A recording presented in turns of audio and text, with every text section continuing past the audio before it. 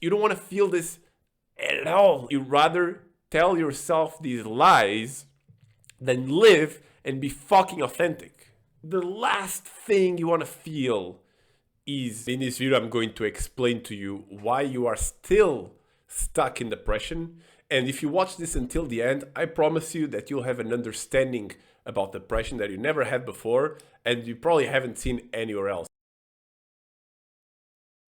This is not going to be another video where I'll tell you that you have like a serotonin imbalance or you have like a genetic predisposition or something like that.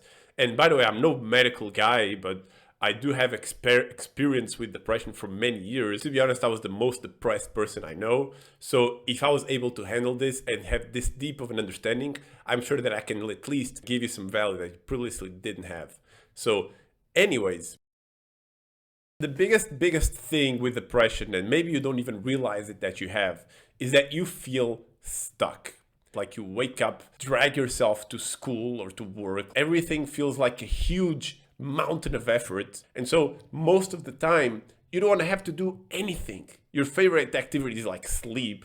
And you just want to stay there, comfortable, in your bed, maybe on your phone, getting some little dopamine spikes. And you don't have the energy to do anything. This was my life for a long time, I'm not gonna lie. I was the guy who was always trying to put on a front, always trying to, not be vulnerable, not be myself, because guess what? If I was myself, then that would mean that if somebody rejected me, they would reject the real me. And that is a terrifying thought, because I don't think that the real me could deal with that rejection. And so this is the biggest audit that I want you to take out from this video, which is, what is it that you're scared that people will see? And why do you think that if people see that, your life will be in danger? Why do you think that who you actually are could not handle being seen and being rejected and being fill in the blank? When was it that you became scared of being yourself? And I don't have the answer for that, dude. Like, you know that better than me. You know your life. You know there was a point where you were a child and you had no conditioning, or you've had very little conditioning. You're free to express yourself. Maybe you did some couple of weird things. For example, I love playing soccer, by the way. And when I was in primary school, I used to go and I would watch other kids play and just commentate. You know, like the commentators on the television? I would just commentate over their game by myself. And I know it sounds crazy.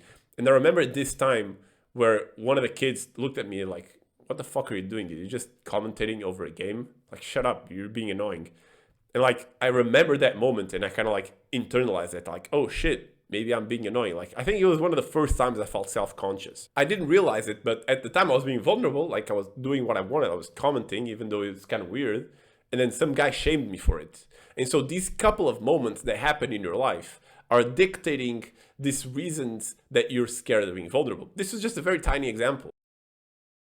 The core of the issue is, which was what I was trying to get at the start, that there's an unwillingness for you to feel whatever your vulnerable self would feel if he gets rejected, or if he gets ignored, or I don't know, whatever your fear is. This is up to you.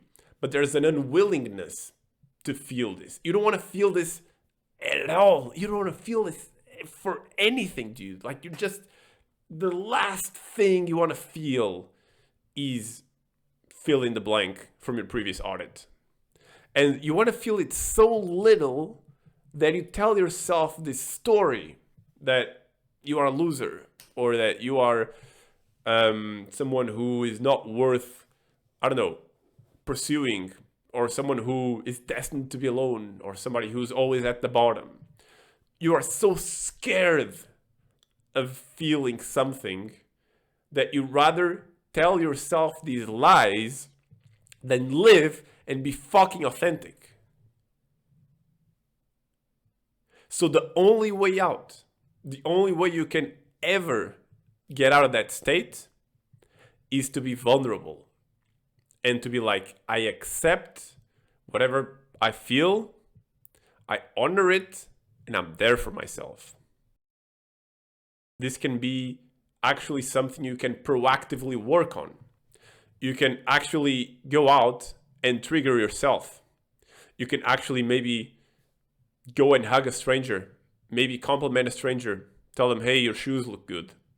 Hey, I thought that your hair looked pretty. And it doesn't matter if they like it or not. I mean, obviously, be tactful about it, right? Like, don't run around just saying dumb shit. But you know what I mean?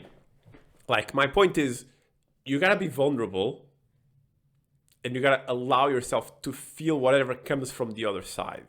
Because until you believe that you can survive that rejection, until you believe you can survive whatever fear you have, which you audited before, then you'll always be running away from your vulnerability. And I'm going to repeat this because I don't think it's clear enough. The only fucking way of getting out of that depression is to be vulnerable, is to face fear's bluff, like a mentor of mine says, and look it into the eyes and say, I will not die. I am still me, and I'm here for myself. And I am deserving of love. And with that said, I hope you can take many perspective shifting conclusions from this. I hope you can be vulnerable, because the day you believe that you can be vulnerable and you can survive the outside world by being you is the day that you're free. If you want to talk to me more about these kind of things, we can go deeper on a call. You can find the link in the description. And if you like this kind of content and you want to help my channel grow, just give me a like, just comment something. And I'm guessing you're subscribed. If not, also subscribe. And thanks for watching, and I'll see you in the next video.